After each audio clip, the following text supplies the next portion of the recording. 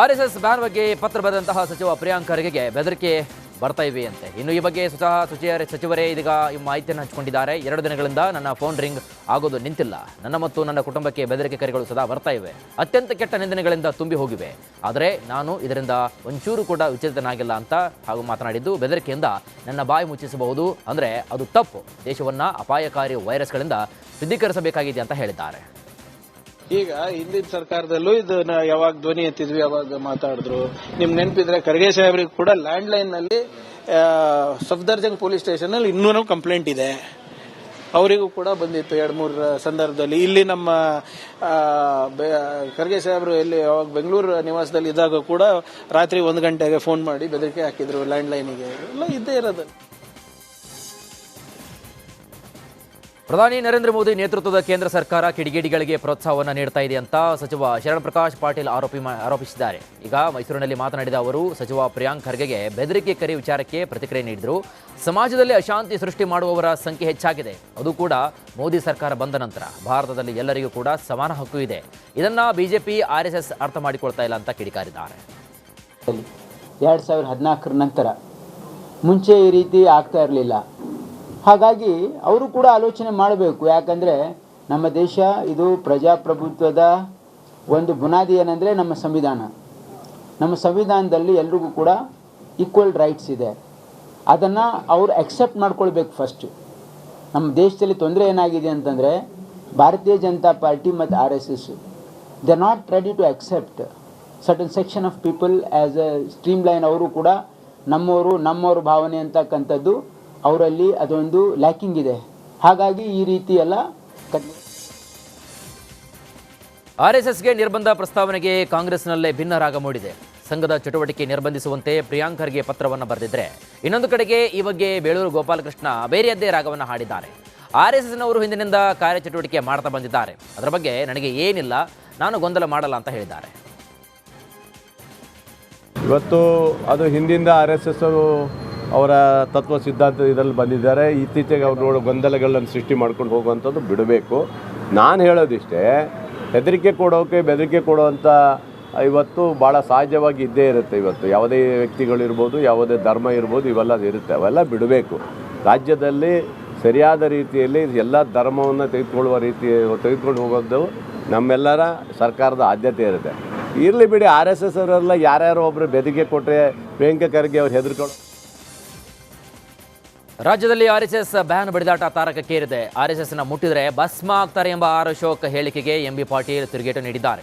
ಯಾರು ಯಾರನ್ನ ಭಸ್ಮ ಮಾಡ್ತಾರೆ? ಭಸ್ಮ ಮಾಡೋಕೆ ಇವ್ರು ಯಾರು? ಭಸ್ಮ ಮಾಡೋನು ಮೇಲೆ ಇದ್ದಾನೆ ಅಂತ ಕೌಂಟರ್ ಕೊಟ್ಟಿದ್ದಾರೆ.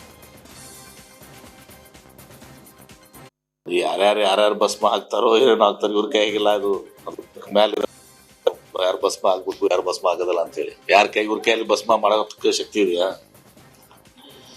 ಭಸ್ಮ ಮಾಡೋರು ಮೇಲಿದ್ದಾರೆ, ಅಲ್ಲಿಗೆ ನಾವು ಹೆದರ್ಬೇಕು. ಅವ್ರಿಗೊಬ್ರಿಗೆ ಶಕ್ತಿ ಇರೋದು. ಯಾವ ವ್ಯಕ್ತಿ ಕಡೆ ಆಗಲಿ ಯಾರ ಕಡೆ ಆಗಲಿ ಇದು ಭಸ್ಮ ಮಾಡುವಂಥ ಶಕ್ತಿ ಇಲ್ಲ. ಇನ್ನು ಆರ್ಎಸ್ಎಸ್ ನಿರ್ಬಂಧದ ಬಗ್ಗೆ ಸಚಿವ ಪ್ರಿಯಾಂಕ್ ಖರ್ಗೆ ಬರೆದಂತಹ ಪತ್ರ ಸಖತ್ ಸದ್ದು ಮಾಡ್ತಾ ಇದೆ. ಇದೀಗ ಮಂಡ್ಯದಲ್ಲೂ ಕೂಡ ಕಾಂಗ್ರೆಸ್ ವಿರುದ್ಧ ಪೋಸ್ಟರ್ ಅಭಿಯಾನ ಶುರುವಾಗಿದೆ. ಐ ಲವ್ RSS ಅಂತ ಪೋಸ್ಟರ್ ಹಿಡಿದು ಕಾರ್ಯಕರ್ತರು ಘೋಷಣೆಯನ್ನು ಕೂಗ್ತಾ ಇದ್ದಾರೆ. ಅಲ್ಲದೆ ಬೈಕ್ ಅಂಗಡಿಗಳ ಮೇಲೆ ಸ್ಟಿಕರ್ ಅಂಟಿಸಿ ಐ ಲವ್ RSS ಅಭಿಯಾನವನ್ನು ಶುರು ಮಾಡಿದ್ದಾರೆ. ಬೆಂಗಳೂರಿನಲ್ಲಿ ಟನಲ್ ರಸ್ತೆಗೆ ಸರ್ಕಾರ ಮುಂದಾಗಿದೆ. ಟನಲ್ ರಸ್ತೆಯಲ್ಲಿ 121 ಟ್ರಬಲ್ ಪತ್ತೆಯಾಗಿದೆ. ಸರ್ಕಾರದ ತಜ್ಞರು ಸಮಿತಿ ಟನಲ್ ರಸ್ತೆ ಬಗ್ಗೆ ಸಮಗ್ರ ಯೋಜನಾ ವರದಿಯನ್ನು ಸಿದ್ಧಪಡಿಸಿದೆ. ಸಮರ್ಪಕವಾಗಿ ಮಣ್ಣಿನ ಪರೀಕ್ಷೆಯನ್ನು ನಡೆಸಿಲ್ಲ. ದೂರದೃಷ್ಟಿಯಿಂದ ಲೇನ್ ಆಗಲ್ಲ, ನಿರ್ಣಯ ಕೂಡವಾಗಿಲ್ಲ. ಎಂಟ್ರಿ ಎಕ್ಸಿಟ್ ಯೋಜನೆಯಲ್ಲೂ ಕೂಡ ಲೋಪದೋಷಗಳು ಕಂಡುಬರ್ತಾ ಇವೆ. ರಾಜ್ಯ ಸರ್ಕಾರಕ್ಕೆ 89 ಪುಟದ ವರದಿಯನ್ನು ಸಲ್ಲಿಕೆ ಮಾಡಲಾಗಿದೆ. ರಾಜ್ಯ ಸರ್ಕಾರ ಈ ಟನಲ್ ರೋಡ್ ಮಾಡ್ಲಿಕ್ಕೆ ಹೊರಟಿರುವಂತದ್ದು ಜನರ ಹಿತಕ್ಕೋಸ್ಕರ ಅಲ್ಲ. ಬೆಂಗಳೂರಿನ ಜನಕ್ಕೆ ಈ ಟನಲ್ ರೋಡ್ ಬೇಕಿಲ್ಲ. ರಾಜ್ಯ ಸರ್ಕಾರಕ್ಕೆ ಈ ಟನಲ್ ರೋಡ್ ಬೇಕಿದೆ. ಅದಕ್ಕೋಸ್ಕರ ಇದನ್ನ ಬೆಂಗಳೂರಿನ ಜನರ ಮೇಲೆ ಹೇರ್ತಾ ಇದ್ದಾರೆ. ಈ ಟನಲ್ ರೋಡ್ ಕಾರ್ಗಳಿಗೆ ಮಾತ್ರ, ಯಾರು ಕಾರ್ ಇಟ್ಕೊಂಡಿರುವಂತ ಜನ ಇದ್ದಾರೆ ಅವರಿಗೆ ಈ 18 ಕಿಲೋಮೀಟರ್ ಟನಲ್ ರೋಡ್ ಉಪಯೋಗ ಆಗುತ್ತೆ. ಇದರಿಂದ ಯಾವುದೇ ಟ್ರಾಫಿಕ್ ಜಾಮು ಬಗೆಹರಿಯೋದಕ್ಕೆ ಸಾಧ್ಯ ಆಗೋದಿಲ್ಲ.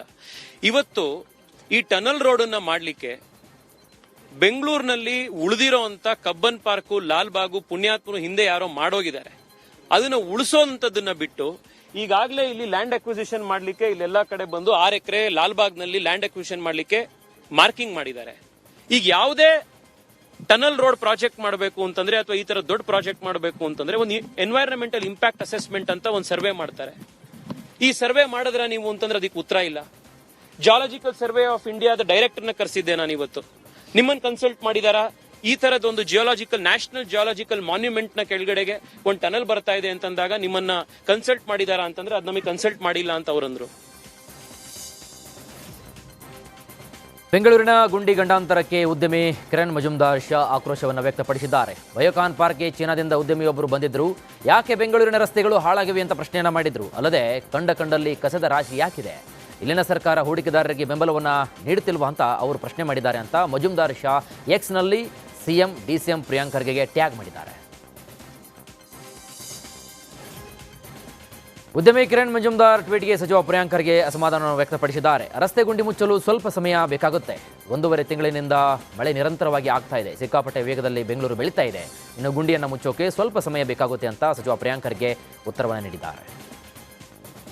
ನೋಡಿ, ಇದನ್ನು ಆಗಲೇ ಮಾನ್ಯ ಉಪಮುಖ್ಯಮಂತ್ರಿಗಳು ಸ್ಪಷ್ಟನೆ ನೀಡಿದ್ದಾರೆ. ಅನ್ಪ್ರೆಸಿಡೆಂಟೆಡ್ ರೇನ್ಸ್, ಮಳೆ ಸುರಿದಿದೆ ನಮ್ಮಲ್ಲಿ, ನಿಮಗೂ ಗೊತ್ತಿದೆ. ಆಮೇಲೆ ನಿರಂತರವಾಗಿ 1.5 ತಿಂಗಳು ಸಿಕ್ಕಾಪಟ್ಟೆ ಮಳೆ ಬಂದಿದೆ, ಅನ್ಎಕ್ಸ್ಪೆಕ್ಟೆಡ್ ಇದೆ. ಸೊ ಅದರಿಂದ ಏನು ಪಾಟ್ ಹೋಲ್ಸ್ ಜಾಸ್ತಿ ಆಗಿದೆ, ಅದನ್ನು ತುಂಬ ಕೆಲಸ ಅಂತಲೂ ಮಾಡ್ತಾಯಿದೆ. ಮತ್ತು ಟ್ರಾನ್ಸ್ಪರೆಂಟಾಗಿ ದಿನ ಎಷ್ಟಾಗ್ತಾ ಇಲ್ಲ ಅಂತ ಮಾಹಿತಿ ಕೂಡ ನಮ್ಮ GBI ಕಮಿಷನರ್ ಅವ್ರು ಕೊಡ್ತಾಯಿದ್ದಾರೆ. ಆಮೇಲೆ ನಾನು ಹೇಳ್ದಂಗೆ ಮೊನ್ನೆ ಟ್ರಾಫಿಕ್ ದಟ್ಟಣೆ ಬಗ್ಗೆನೂ ನಾನು ಮಾತನಾಡಿದ್ದೇನೆ. It's a growing city. ಸಿಕ್ಕಾಪಟ್ಟೆ ವೇಗದಲ್ಲಿ ನಾವು ಬೆಳೀತಾ ಇದ್ದೀವಿ. ಆಲ್ಮೋಸ್ಟ್ ನಾವು ಹೋದ ವರ್ಷ 10.5% ವೇಗದಲ್ಲಿ ಬರೆದಿದ್ದೀವಿ. ಹಂಗಂತ ನಾವು ಸಮಸ್ಯೆ ಇಲ್ಲ ಅಂತ ಹೇಳ್ತಾ ಸಮಸ್ಯೆಗೆ ತಕ್ಕಂಗೆ ಪರಿಹಾರನೂ ಹುಡುಕ್ತಾ ಇದ್ದೀವಿ. It's going to take some time ಅಂತ ಆಗಲೇ ಡೆಪ್ಟಿ CM ಅವರು ಕ್ಲಾರಿಫಿಕೇಷನ್ ಕೊಟ್ಟಿದ್ದಾರೆ. ಮತ್ತು ಎಲ್ಲರ ಸಲಹೆ ಕೂಡ ಮಾಡಲಿಕ್ಕೆ ಒಂದು ಸಮಿತಿ ಕೂಡ ರಚನೆ ಮಾಡಿದ್ದಾರೆ. ದೀಪಾವಳಿ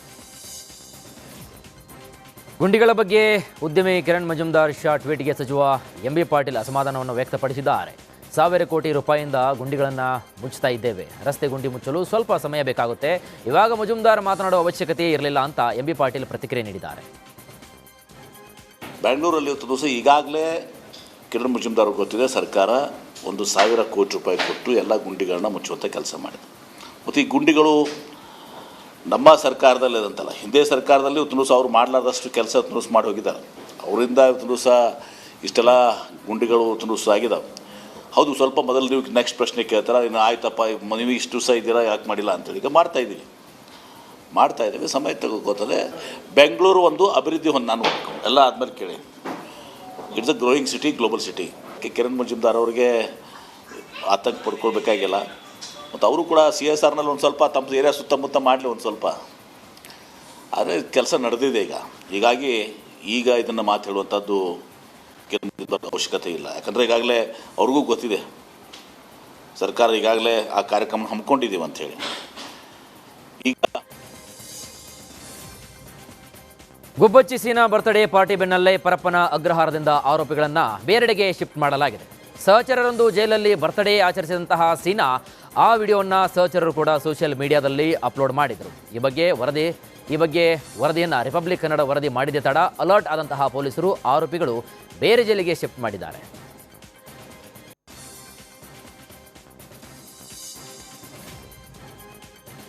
ಕಲಬುರಗಿಯಲ್ಲಿ ಸಂಬಳ ಸಿಗದಿದ್ದಕ್ಕೆ ಗ್ರಂಥಪಾಲಕಿಯೊಬ್ಬರು ಆತ್ಮಹತ್ಯೆಗೆ ಶರಣಾಗಿದ್ದಾರೆ.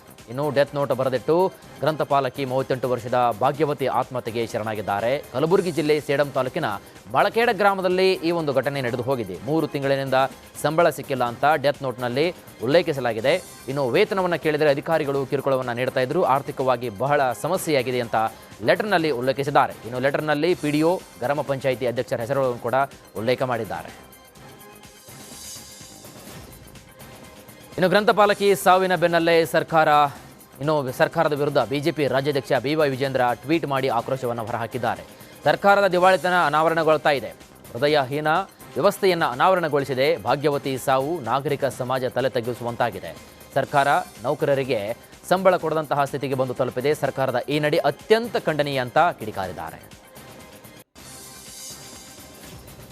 ಕಾಂಗ್ರೆಸ್ ಸರ್ಕಾರದ 6ನೇ ಭಾಗ್ಯ ಅಂತ ಪ್ರತಿಪಕ್ಷ ನಾಯಕ R. ಅಶೋಕ್ ವಾಗ್ದಾಳಿ ನಡೆಸಿದ್ದಾರೆ. ಬೆಂಗಳೂರಿನಲ್ಲಿ ಮಾತನಾಡಿದ ಅವರು, ಗ್ರಂಥಪಾಲಕರು, ಕಾಂಟ್ರಾಕ್ಟರ್ಸ್, ರೈತರು ಆತ್ಮಹತ್ಯೆ ಮಾಡಿಕೊಳ್ತಾ ಇದ್ದಾರೆ. ಕಾಂಗ್ರೆಸ್ ಪಕ್ಷದ ಸಚಿವರಲ್ಲ, ಇವರು ಯಮಕಿಂಕರರು. ಇದೊಂದು ಕೊಲೆಗಡುಕರ ಸರ್ಕಾರ ಅಂತ ವಾಗ್ದಾಳಿ ಮಾಡಿದ್ದಾರೆ.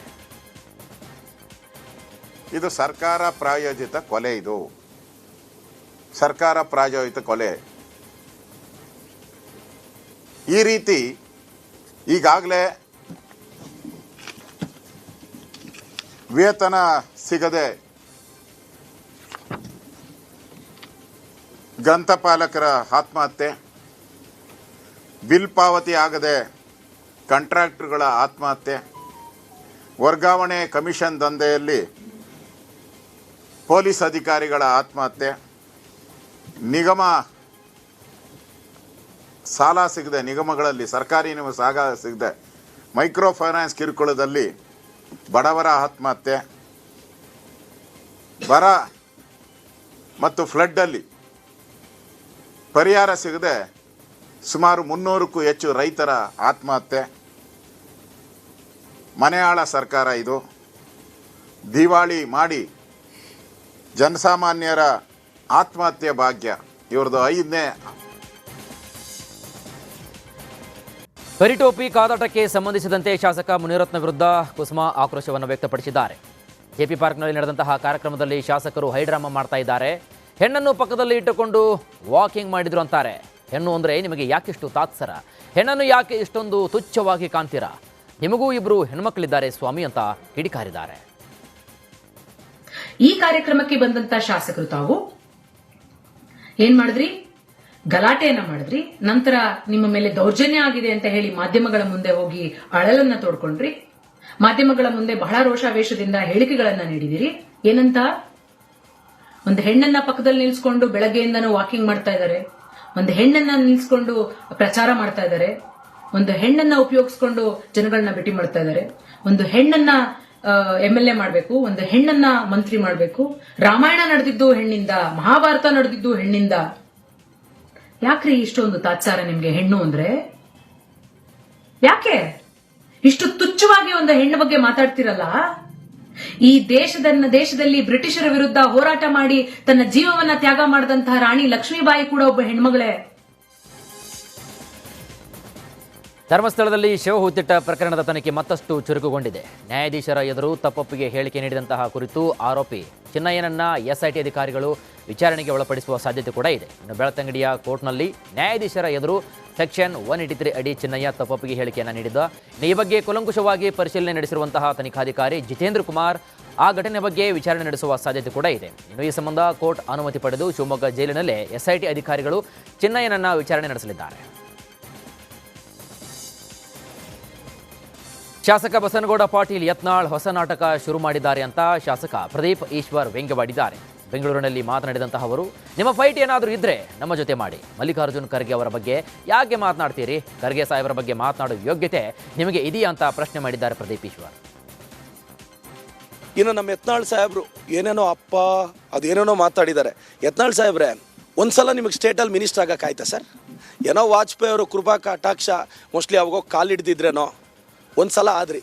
ಒಂದು AICC ಅಧ್ಯಕ್ಷರೇ ನಮ್ಮ ಮಲ್ಲಿಕಾರ್ಜುನ್ ಖರ್ಗೆ ಸಾಹೇಬರು, ನಿಮ್ಮ ಫೈಟ್ ಏನಿದ್ರೆ ನಮ್ಮ ಜೊತೆ ಮಾಡಿ, ದೊಡ್ಡವ್ರನ್ನ ಯಾಕೆ ತರ್ತೀರಾ?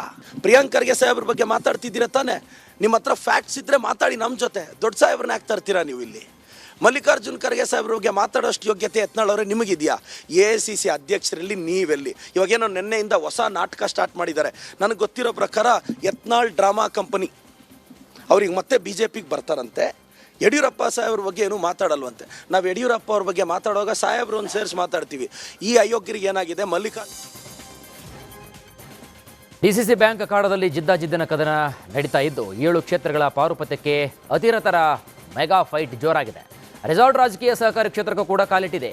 7 ಕ್ಷೇತ್ರಗಳ ಗೆಲುವಿಗಾಗಿ PKPS ನಿರ್ದೇಶಕರ ಓಲೈಕೆ ನಡೀತಾ ಇದೆ. ನಿಪ್ಪಾಣಿ, ಹುಕ್ಕೇರಿ, ಅಥಣಿ, ರಾಯಬಾಗ, ರಾಮದುರ್ಗ, ಕಿತ್ತೂರು, ಬೈಲಹೊಂಗಲ ನಿರ್ದೇಶಕರನ್ನ ರೆಸಾರ್ಟ್ಗೆ ಶಿಫ್ಟ್ ಮಾಡಲಾಗಿದೆ. ನಿರ್ದೇಶಕರಿಗೆ ಗೋವಾ, ಮಹಾರಾಷ್ಟ್ರ ಪ್ರವಾಸ ಭಾಗ್ಯವೂ ಕೂಡ ಒಲಿದು ಬಂದಿದೆ. 19ರಂದು ನಡೆಯಲಿರುವಂತಹ ಮತದಾನಕ್ಕೆ ನೇರವಾಗಿ ಹಾಜರಾಗಲಿರುವಂತಹ ನಿರ್ದೇಶಕರು ಅಡ್ಡ ಮತದಾನ ಮಾಡದಂತೆ ತಡೆಯಲು ರಣತಂತ್ರವನ್ನು ರೂಪಿಸಲಾಗಿದೆಯಂತೆ. ಇನ್ನು ಈ ಬಾರಿ DCC ಬ್ಯಾಂಕ್ ಚುನಾವಣೆಯು ಕತ್ತಿ ಸೌದಿ ಬಣಕ್ಕೆ ಪ್ರತಿಷ್ಠೆಯಾಗಿದೆ. ಬೆಳಗಾವಿ ಸಹಕಾರ ಕ್ಷೇತ್ರದಲ್ಲೂ ಕೂಡ ರೆಸಾರ್ಟ್ ರಾಜಕಾರಣಕ್ಕೆ ಸಂಬಂಧಿಸಿದಂತೆ ಸಚಿವ ಸತೀಶ್ ಜಾರಕಿಹೊಳಿ ಪ್ರತಿಕ್ರಿಯೆಯನ್ನು ನೀಡಿದ್ದಾರೆ. ಬೆಳಗಾವಿಯಲ್ಲಿ ಮಾತನಾಡಿದ ಅವರು ತಮ್ಮ ಬೆಂಬಲಿಗರು ಒಟ್ಟಿಗೆ ಇರಬೇಕೆಂದು ಈ ರೀತಿ ಹೋಗಿದ್ದಾರೆ. ಇನ್ನು ಡಿಸಿಸಿ ನಿರ್ದೇಶಕರ ಹುದ್ದೆಗೆ ಇನ್ನೂ 7 ಕಡೆ ಚುನಾವಣೆ ಇದೆ. ಕೆಲವೆಡೆ ನಮ್ಮವರಿದ್ದಾರೆ, ಕೆಲವೆಡೆ ವಿರೋಧಿಗಳು ಕೂಡ ಇದ್ದಾರೆ. ಕಿತ್ತೂರಲ್ಲಿ ಹೊಂದಾಣಿಕೆ ಆಗಲಿಲ್ಲ, ಹೀಗಾಗಿ ಚುನಾವಣೆ ಆಗ್ತಿದೆ. ಮತದಾರರ ಪ್ರೀತಿ ಯಾರ ಮೇಲಿದೆ, ಅವರು ಗೆಲ್ತಾರೆ ಅಂತ ಹೇಳಿದ್ದಾರೆ. MLA MP ಬಿಟ್ಟರೆ ಎಲ್ಲದಕ್ಕೂ ಅನ್ವಯಿಸ್ತದೆ ಅದು.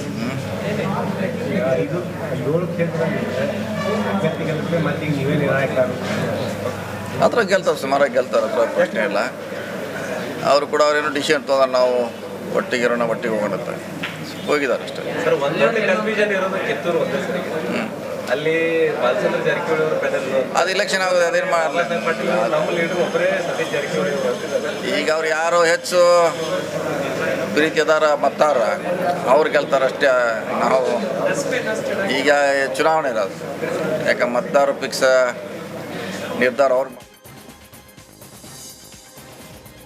ಇನ್ನು ಡಿಸಿಸಿ ಬ್ಯಾಂಕ್ ಚುನಾವಣೆಯಲ್ಲಿ ನಮ್ಮ ಗೆಲುವು ನಿಶ್ಚಿತವಾಗಿದೆ ಅಂತ ಅಣ್ಣಾ ಸಾಹೇಬ್ ಜೊಲ್ಲೆ ಹೇಳಿದ್ದಾರೆ. ಬೆಳಗಾವಿಯಲ್ಲಿ ಮಾತನಾಡಿದ ಅವರು, ಯಾವುದೇ ಊಹಾಪೋಹಕ್ಕೆ ಯಾರು ಕೂಡ ಕಿವಿಗೊಡಬಾರದು. ಸತೀಶ್ ಜಾರಕಿಹೊಳಿ ಸೇರಿದಂತೆ ಎಲ್ಲರೂ ಕೂಡ ನಮ್ಮೊಂದಿಗೆ ಇದ್ದಾರೆ, ನಮ್ಮ ಜೊತೆಗೆ ಇರುತ್ತಾರೆ ಅಂತ ವಿಶ್ವಾಸವನ್ನು ವ್ಯಕ್ತಪಡಿಸಿದ್ದಾರೆ. ಜಪಾನಿಯಲ್ಲಿ ಬಹಳಷ್ಟು PKP ಸೊಸೈಟಿಯವರು ನನ್ನ ಜೊತೆಗಿದ್ದರು ಮತ್ತು ಮೋರ್ ದೆನ್ 75% ಈಗಾಗಲೇ ಇದ್ದಾರೆ. ಅವ್ರ ಕಡೆ ಇದ್ದವ್ರು ಕೂಡ ನಮ್ಗೆ ವೋಟ್ ಮಾಡ್ತೇವೆ ಅಂತಂದರು. ಗೆಲುವು ನಿಶ್ಚಿತ ಅದ. ಅದರ ಚುನಾವಣೆ ಆಗಬಾರ್ದಿತ್ತು, ಆಗ್ತಾಯಿದೆ. ಅದಕ್ಕೇನು ಯಾರೇನು ಮಾಡೋಕ್ಕೋಗಲ್ಲ. ಇವತ್ತು ಸ್ವತಂತ್ರ ರಾಜ್ಯದಲ್ಲಿ ಯಾರಾದರೂ ನಿಲ್ಬೋದು, ಯಾರಾದರೂ ಆಯ್ಕೆ ಆಗ್ಬೋದು ಈ ಒಂದು ಇದರಲ್ಲಿ. ನೋಡಿರಿ, ಕ್ಯಾಂಡಿಡೇಟ್ ತಾವಾಗಿ ಅನ್ನೋದಕ್ಕೂ ಮತ್ತು ನಮ್ಮ ಪ್ರತ್ಯಕ್ಷಾತ್ ಇವತ್ತು ಸತೀಶ್ ಜಾರಕಿಹೊಳಿ ಸ್ವತಃ ಹೇಳೋದಕ್ಕೂ ಭಾಳ ಫರ್ಕ್ ಆಗ್ತದೆ. ಅವ್ರ ಹಿಂದ್ಗಡೆ ಯಾರು ಬೇಕಾದ ಏನು ಬೇಕಾದ ಹೇಳ್ಬೋದು, ಆದರೆ ಅವರ ಸ್ವತಃ ಹೇಳಿದ್ದು ಅದು ನಿಶ್ಚಿತ ಆಗ್ತದೆ, ಅದೇ ಖರೆ ಆಗ್ತದೆ. ಅದರಲ್ಲಿ 2 ಮಾತಿಲ್ಲ. ಅವ್ರು ಏನೋ ಎಲ್ಲರೂ ಮಾತು ಹೇಳ್ಕೊತಾರೆ, ಜಿಲ್ಲೆಯಲ್ಲಿ ಎಲ್ಲರೂ ನಮಗೆ ಸಪೋರ್ಟ್ ಅದ ಅಂತ ಅನ್ಕೋತಾರೆ. ಆದರೆ ನೀವು ನೋಡಿರ್ಬೋದು, ಇಲ್ಲೇ ನಮ್ಮ ಜೊತೆಗೆ ಎಲ್ಲರೂ ಅದಾರೆ. ಯಾರೂ ವಾಪಗಳು ಕಿವಿ ಕೊಡಬಾರ್ದು, ಎಲ್ಲರೂ ನಮ್ಮ ಜೊತೆಗೆ ಇದ್ದಾರೆ ಮತ್ತು ಎಲ್ಲರೂ ನಮ್ಮ ಪರವಾಗಿದ್ದಾರೆ. ಎಂಥ ಆರೋಪ ಮಾಡ್ತಾ ಅದಕ್ಕೆ ಶಕ್ತಿ ಪ್ರದರ್ಶನ ಮಾಡಿ ಅದಕ್ಕೇನಿಲ್ಲ, ಶಕ್ತಿ ಪ್ರದರ್ಶನ ಅಂತಲ್ಲ. ನಾವೆಲ್ಲರೂ ಒಂದಿರಬೇಕಾಗ್ತದೆ. ನಮ್ಮ ಮೆಂಬರ್ಸ್ ಎಲ್ಲ, ನಮ್ಮ ಕಾರ್ಯಕರ್ತರು, ನಮ್ಮ ಲೀಡರ್ಸ್ ಅದಾರು. ಅವರಲ್ಲೇನೇ ಯಾರೇನು ಶಕ್ತಿ ಪ್ರದರ್ಶನ ಮಾಡುವಂಥ ಪರಿಸ್ಥಿತಿನೂ ಕೂಡ ಇಲ್ಲ ನಮ್ಮಲ್ಲಿ. ಬಳ್ಳಾರಿಯ ಮೋತಿ ಸರ್ಕಲ್ನಲ್ಲಿ ಇಂದಿರಾ ಕ್ಯಾಂಟೀನ್ ಕಾಂಗ್ರೆಸ್ ಕಚೇರಿಯಂತೆ ಆಗಿಬಿಟ್ಟಿದೆ. ಇಂದಿರಾ ಕ್ಯಾಂಟೀನ್ನಲ್ಲಿ ಕಾಂಗ್ರೆಸ್ ಬಾವುಟ ಕಂಡು ಸಾರ್ವಜನಿಕರು ಆಕ್ರೋಶವನ್ನು ವ್ಯಕ್ತಪಡಿಸಿದ್ದಾರೆ. ಇಲ್ಲಾಕೆ ಕಾಂಗ್ರೆಸ್ನ ಬಾವುಟಗಳನ್ನು ಹಾಕಿದ್ದೀರಿ ಅಂತ ಪ್ರಶ್ನಿಸಿದ್ದಾರೆ. ಇನ್ನು ಈ ವೇಳೆ ಉತ್ತರ ಕೊಡಲಾಗದೆ ಇಂದಿರಾ ಕ್ಯಾಂಟೀನ್ ಸಿಬ್ಬಂದಿ ಕಕ್ಕಾಬಿಕ್ಕಿಯಾಗಿದ್ದಾರೆ.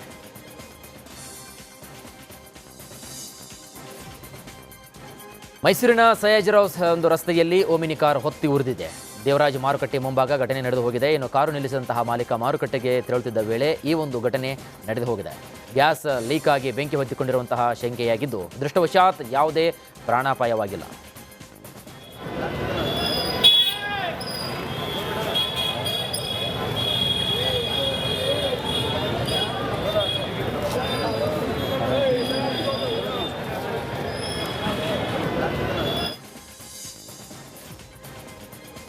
ಒಳ ಮೀಸಲಾತಿ ಜಾರಿಗೆ ಒತ್ತಾಯಿಸಿ ಮೈಸೂರು ಜಿಲ್ಲೆ ಟಿ ನರಸೀಪುರದಲ್ಲಿ ಪ್ರತಿಭಟನೆ ಮುಂದುವರೆದಿದೆ. ಹೋರಾಟಗಾರರ ಭಾಸ್ಕರ್ ಪ್ರಸಾದ್ ನೇತೃತ್ವದಲ್ಲಿ ಪ್ರತಿಭಟನೆ ನಡೆದಿದ್ದು, ಈ ಬಗ್ಗೆ ಚರ್ಚೆಗೆ ಬರುವುದಾಗಿ ಡಾಕ್ಟರ್ HC ಮಹಾದೇವಪ್ಪ ಹೇಳಿದರು. ಆದರೆ ಸಚಿವರು ಮಾತು ತಪ್ಪಿದ ಹಿನ್ನೆಲೆಯಲ್ಲಿ ಪ್ರತಿಭಟನೆ ಕಂಟಿನ್ಯೂ ಕೂಡ ಆಗಿದೆ. ಅನುಮತಿ ಪಡೆದುಕೊಳ್ಳದೆ ಪ್ರತಿಭಟನೆ ನಡೆಸಿದಂತಹ ಹಿನ್ನೆಲೆಯಲ್ಲಿ 3 ಈಗ ಪೊಲೀಸರು ವಶಕ್ಕೆ ಪಡೆದುಕೊಂಡಿದ್ದಾರೆ.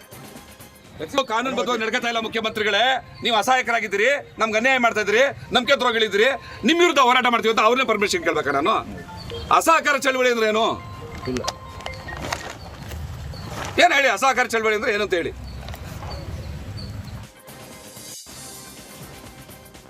ಅರಣ್ಯ ಇಲಾಖೆ ಹುದ್ದೆಗಳ ನೇರ ನೇಮಕಾತಿಗೆ BSc ಅರಣ್ಯಶಾಸ್ತ್ರ ಪದವಿಯನ್ನೇ ಕಡ್ಡಾಯಗೊಳಿಸುವ ಕೂಗು ಕೂಡ ಕೇಳಿಬಂದಿದೆ. ಶಿವಮೊಗ್ಗದಲ್ಲಿ ಸರ್ಕಾರದ ವಿರುದ್ಧ ಅರಣ್ಯಶಾಸ್ತ್ರ ಪದವಿ ವಿದ್ಯಾರ್ಥಿಗಳು ಸಿಡಿದೆದ್ದು ನಿಂತಿದ್ದಾರೆ. ಅರಣ್ಯಾಧಿಕಾರಿಗಳು, ಉಪವಲಯ ಅರಣ್ಯಾಧಿಕಾರಿ, ಸಹಾಯಕ ಅರಣ್ಯ ಸಂರಕ್ಷಣಾಧಿಕಾರಿ ಹುದ್ದೆಗೆ BSc ಅರಣ್ಯಶಾಸ್ತ್ರ ಪದವಿಯನ್ನೇ ಕನಿಷ್ಠ ವಿದ್ಯಾರ್ಥಿಯನ್ನಾಗಿ ಪರಿಗಣಿಸಬೇಕು ಅಂತ ವಿದ್ಯಾರ್ಥಿಗಳು ಆಗ್ರಹಿಸಿದ್ದಾರೆ. ಈ ಬಗ್ಗೆ ಶಿವಮೊಗ್ಗ ಜಿಲ್ಲಾಧಿಕಾರಿ ಕಚೇರಿ ಎದುರು ಪ್ರತಿಭಟನೆ ನಡೆಸ್ತಾ ಇದ್ದಾರೆ.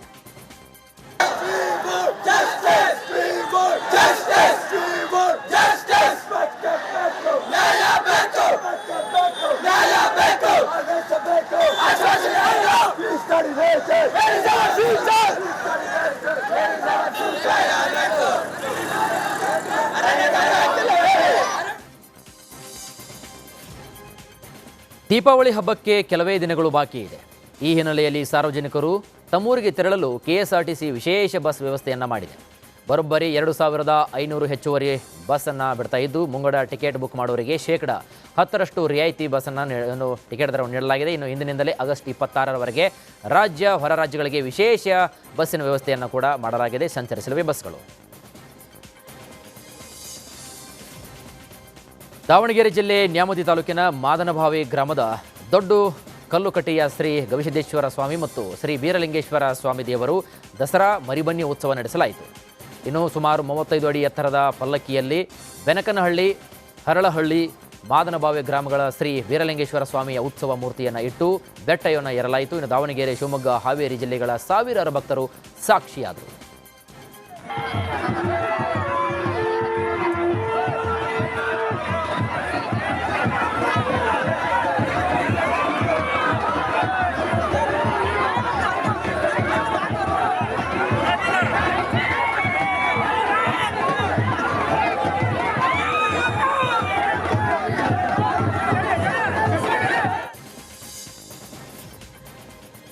ಜಾತಿ ಜನಗಣತಿ ಸಮೀಕ್ಷೆ ಹಾಜರಾಗದ ಗಣತಿದಾರರಿಗೆ ಸರ್ಕಾರ ಬಿಗ್ ಶಾಕ್ ನೀಡಲು ಮುಂದಾಗಿದೆ.